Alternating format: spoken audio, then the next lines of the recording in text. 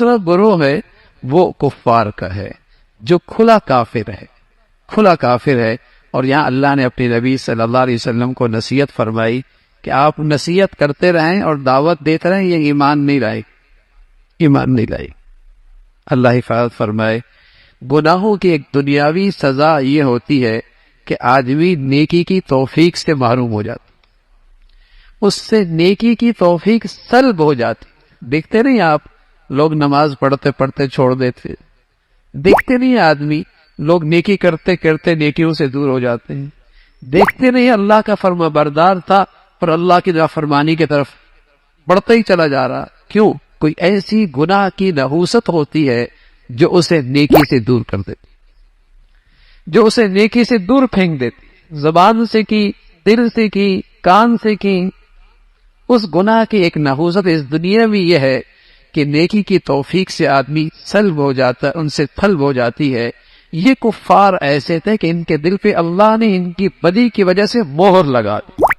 لیکن ساتھ یہ بھی فرمایا کہ ناصح اور نصیحت کرنے والا، اگرچہ سامنے والا نصیحت قبول نہ کرے، نصیحت کرنے والے کو ہر حال میں نفع ہی نفع.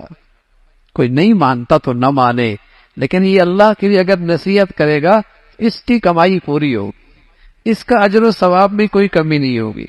ٹھیک ہے جسے نصیحت کر رہا ہے اس نے کوئی نہیں ماننا، لیکن ناصح کی کمائی میں کوئی فرق نہیں آئے گا، اس کے اجر و ثواب میں کوئی فرق نہیں آئے گا. اور تیسرا گروہ منافقین کا ہے، اور ان کی نمایاں خوبی، ان کی نمایاں عادات کا تذکرہ فرمایا کہ وہ دوغلا پن اختیار کرتے ہیں. وہ ظاہر کے کچھ اور ہوتے ہیں، باطن کے کچھ اور ہوتے ہیں. ان کے دو رخ ہوتے ہیں، کہیں بیٹھ کر کچھ بات کرتے ہیں اور کہیں جا کر کچھ بات کرتے ہیں. ان منافقین کی ایک نمایاں خوبی ہے، وہ بڑے جھوٹے ہوتے ہیں، وہ بڑے جھوٹے ہوتے ہیں. اور ان کی یہ نمایاں خوبی ہے کہ وہ دین کا اور اہل دین کا مذاق اڑاتے ہیں. اور ان منافقین کی ایک نشانی یہ بھی ہے کہ وہ اپنے آپ کو بہت ہی عقل مند سمجھتے ہیں. حالانکہ قرآن کہتا ہے بڑے ہی احمق ہوتے ہیں.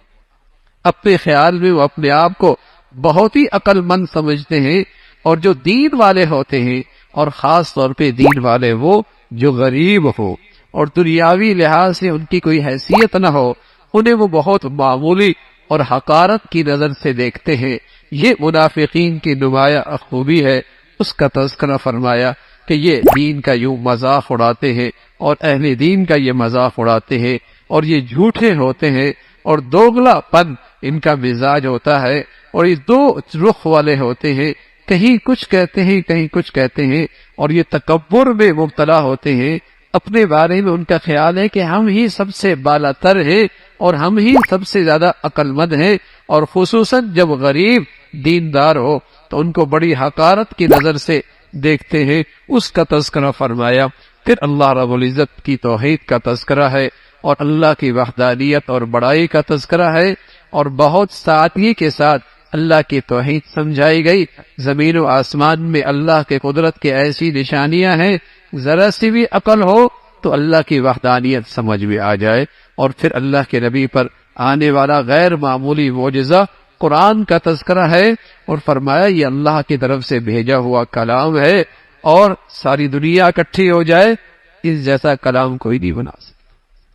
اور پھر اس کا تذکرہ کہ اللہ نے آسمان سے حضرت آدم کو بھیجا اور اسے مسجود ملائکہ بنایا، اور آدم کو اور اس کی